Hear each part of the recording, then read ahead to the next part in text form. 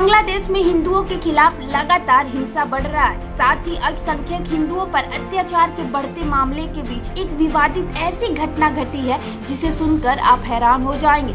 मिली जानकारी के मुताबिक बांग्लादेश नेशनलिस्ट पार्टी के वरिष्ठ संयुक्त महासचिव रुहुल कबीर रिजवी ने ढाका में भारत विरोधी प्रदर्शन करते हुए अपनी पत्नी की भारतीय साड़ी को जलाया। इस दौरान उन्होंने भारतीय उत्पादों के बहिष्कार करने को भी कहा।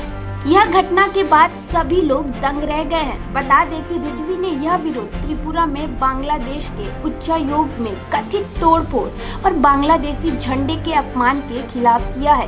रिपोर्ट्स के अनुसार उन्होंने सार्वजनिक रूप से भारतीय साड़ी जलाते हुए लोगों को कहा कि भारत की कोई चीजें ना खरीदे, उन सामानों का सभी लोगों को बहिष्कार करना चाहिए। उन्होंने यह भी कहा कि जिन लोगों ने हमारे राष्ट्रीय ध्वज का अपमान किया है, हम उनका सामान खरीदकर उनका समर्थन नहीं करेंगे।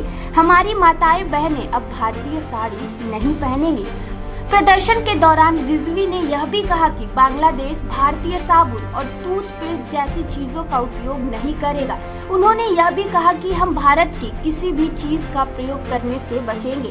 साथ ही जरूरत पड़ने पर मिर्च मसाला और पपीता जैसे फल खुद बनाएंगे और उगाएंगे। उन्होंने भारत पर बांग्लादेश की संप्रभुता कमजोर करने का भी आरोप लगाया और कहा कि भारत से आने वाले उत्पादों का बहिष्कार करना सबसे शांतिपूर्ण और प्रभावी प्रक्रिया होगी। इस घटना के दौरान उन्होंने यह भी दावा किया कि बांग्लादेश आत्मनिर्भर के साथ ही अपनी जरूरत की सभी सामग्री बना और उगा सकता है। उन्होंने यह भी कहा कि हमें भारतीय उत्पादों की जरूरत नहीं, इसके बजाय हमें अपनी अर्थव्यवस्था को मजबूत करने के लिए अपने संसाधनों में निवेश करना चाहिए। प्रदर्शन के दौरान रिजवी ने भारतीय नेताओं और मीडिया पर निशाना साधते हुए गलत खबरें फैलाने का भी आरोप लगाया।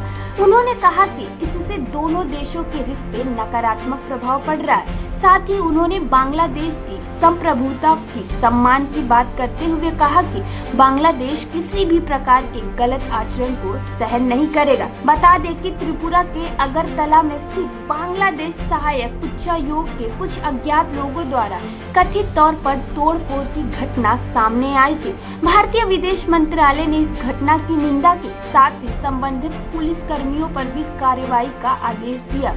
घटना की जांच के दौरान 7 लोगों की गिरफ्तारी हो चुकी है और पुलिस ने उचित कदम उठाने का भी भरोसा दिलाया है।